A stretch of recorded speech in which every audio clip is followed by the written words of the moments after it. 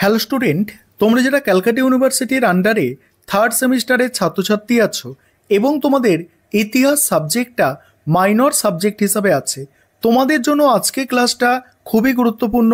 আজকের ক্লাসে তোমাদের একটি মক টেস্টের প্রশ্নপত্র নিয়ে আলোচনা করব। আর তোমরা যারা ইংলিশ ভার্সনের স্টুডেন্ট আছো, তোমরাও আজকে ক্লাসটা দেখো, কারণ মক টেস্টের প্রশ্নপত্রটা তোমরা ইংলিশেও পেয়ে যাবে। আরেকটা বিষয় বলে নিই, তোমাদের এই মক টেস্টের প্রশ্নপত্রটা প্রথমে আলোচনা করব এবং তারপরে তোমাদের লাস্ট মিনিট সাজেশনটা আরও একবার আমি আলোচনা করে দেব ইংলিশ এবং বেঙ্গলি ভার্সানে। দেখে নাও, প্রথমে তোমরা মক টেস্টের প্রশ্নপত্রটা দেখো। তোমাদের সিলেবাসের মধ্যে থেকে মোস্ট ইম্পর্টেন্ট প্রশ্ন যেগুলো পরীক্ষায় আসতে পারে সেই প্রশ্নগুলো নিয়েই এই মক টেস্টের প্রশ্নপত্র তৈরি করা হয়েছে। তোমাদের প্রথমেই কোয়েশ্চেন পেপারে দেখবে 5 নম্বরের প্রশ্ন 5টা দেয়া থাকবে, সেখানে 3টে অ্যান্সার করতে হবে। আমি এখানে যে 5 নম্বরের প্রশ্নগুলো দিয়েছি দেখো: নব্যপ্রস্তর যুগ সম্বন্ধে টিকা, ষোড়শ মহাজনপদ, চিত্তধূসর মৃৎপাত্রের বৈশিষ্ট্য, হরপ্পার ধর্ম সম্পর্কে টিকা, ঋগ বৈদিক যুগে নারীদের অবস্থান, গান্ধার শিল্প।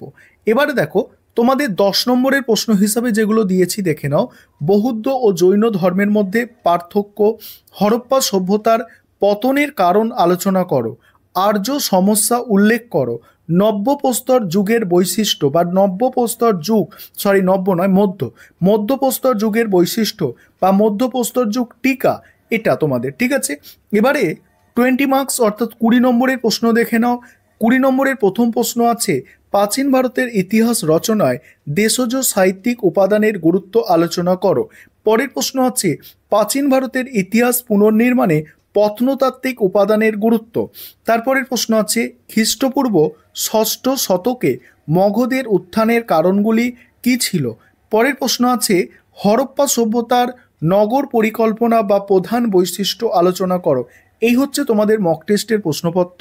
এবার তোমরা যারা ইংলিশ ভার্সনের স্টুডেন্ট আছো, তোমরা একটু কোয়েশ্চেনগুলো দেখে নাও, তারপরেই তোমাদের আমি লাস্ট মিনিট সাজেশনটা একবার দেখিয়ে দেবো, অর্থাৎ লাস্ট মিনিট সাজেশনটা একবার আলোচনা করছি। এবার দেখো, এবারে তোমরা লাস্ট মিনিট সাজেশনটা দেখো। দেখো, 10 এবং 20 নম্বরের জন্য যে প্রশ্নগুলো তোমাদের তৈরি করতে হবে, মোস্ট ইম্পর্টেন্ট প্রশ্ন দেখে নাও। প্রথম প্রশ্ন আছে: ভারতের মধ্যপ্রস্তর যুগের বৈশিষ্ট্যগুলি আলোচনা করো। এটা তোমাদের মোস্ট ইম্পর্টেন্ট প্রশ্ন। পরের প্রশ্ন দেখো: হরপ্পা সভ্যতার নগর পরিকল্পনা বা প্রধান বৈশিষ্ট্য আলোচনা করো। এই প্রশ্নটাও তোমাদের জন্য একটা মোস্ট ইম্পর্টেন্ট প্রশ্ন। পরের প্রশ্ন দেখো, পরের প্রশ্ন আছে: আলেকজান্ডারের ভারত আক্রমণের প্রভাব কি। এটা অতটাও গুরুত্বপূর্ণ নয়, তবে তোমরা দেখে রাখতে পারো।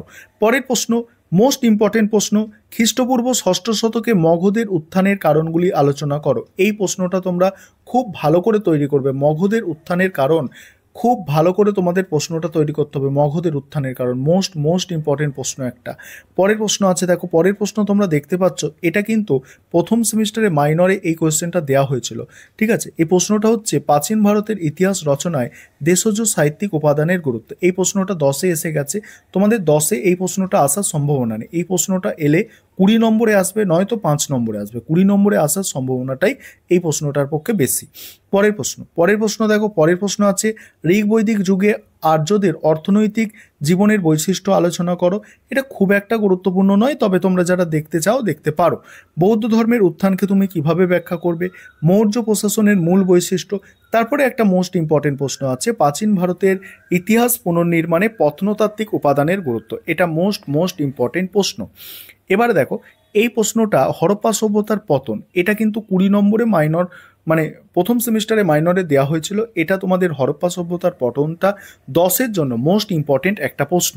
পরের প্রশ্ন যেটা আছে: প্রাগ ঐতিহাসিক যুগে শিকারী ও খাদ্য সংগ্রহকারী আদিম মানবের খাদ্য উৎপাদক হয়ে ওঠার বিবর্তন। এই যে প্রশ্নটা, এই প্রশ্নটা তোমাদের কিন্তু এখানে 10 নম্বরে দেওয়া হয়েছিল মাইনরে, প্রথম সেমিস্টারে মাইনরে। এটা অতটাও গুরুত্বপূর্ণ নয়, তবে এটা তোমরা দেখে রাখতে একটু পারো। 20-তে এলেও আসতে পারে 20 নম্বরের জন্য, তবে আসবে বলে মনে হচ্ছে না। পরের প্রশ্ন হচ্ছে তামিলকাম। ঠিক আছে, এই প্রশ্নটা তোমরা দেখতে পারো যারা দেখবে, তবে যেগুলো আমি ইম্পর্টেন্ট বলছি স্টার দেওয়া আছে, এগুলো মোস্ট ইম্পর্টেন্ট। এবারে আছে দেখো, বৌদ্ধ ধর্ম জৈন ধর্মের মধ্যে মৌলিক পার্থক্য। একটা মোস্ট ইম্পর্টেন্ট এটা প্রশ্ন। ঠিক আছে, তারপরে দেখো বাকিগুলো তোমরা দেখে নাও। ঠিক আছে, পরের প্রশ্ন কি আছে দেখো, পরের প্রশ্ন আছে: নব্যপ্রস্তর যুগ সম্পর্কে আলোচনা করো। সিন্ধু হরপ্পা সভ্যতার অর্থনৈতিক এবং ধর্মীয় জীবন। এবারে দেখে নাও তোমরা বাকি প্রশ্নগুলো দেখে নাও। এখানে একটা ইম্পর্টেন্ট প্রশ্ন আছে, আর্য সমস্যা। ঠিক আছে, আর্য সমস্যা। তারপরে দেখো এবার 5 মার্কসের প্রশ্ন। প্রথম প্রশ্নটা প্রথম সেমিস্টারে চলে এসেছে, এই প্রশ্নটা তোমাদের করার দরকার নেই। মৌর্য সাম্রাজ্যের পতনটা তোমরা করবে। ঠিক আছে, এখানে মৌর্য সাম্রাজ্যের পতন করবে। তারপরে এখানে মধ্যপ্রস্তর যুগ চলে এসেছে 5 মার্কসে, এটা করবে। নব্যপ্রস্তর যুগ টিকা করবে। তারপরে দেখো প্রাচীন ভারতের ইতিহাস রচনায় প্রত্নতাত্ত্বিক উপাদানের গুরুত্ব দেখতে পারো। বৈদিক যুগে জাতিভেদ প্রথা সম্পর্কে আলোচনা করো, এটা দেখতে পারো। ভারতবর্ষে আলেকজান্ডারের জয়লাভের কারণ, এটা দেখতে পারো। গৌতম বুদ্ধের মূল উপদেশ। তারপর গান্ধার শিল্প টিকা, এটা একটা মোস্ট ইম্পর্টেন্ট প্রশ্ন। যেগুলো স্টার্ট দেওয়া আছে দেখো, মোস্ট ইম্পর্টেন্টগুলো আমি তোমাদের কিন্তু বলে দিচ্ছি। যেগুলো মোস্ট ইম্পর্টেন্ট প্রশ্ন আছে সেগুলো আমি তোমাদের বলে দিচ্ছি। পরের প্রশ্ন আছে প্রাচীন ভারতের ইতিহাসের উপাদান হিসাবে বৈদিক সাহিত্যের গুরুত্ব। তারপরে প্রশ্ন আছে হিস্ট্রি ও ইতিহাসের মধ্যে পার্থক্য। তারপরে আছে দেখো মেঘালিথ সম্পর্কে টিকা, মোস্ট ইম্পর্টেন্ট।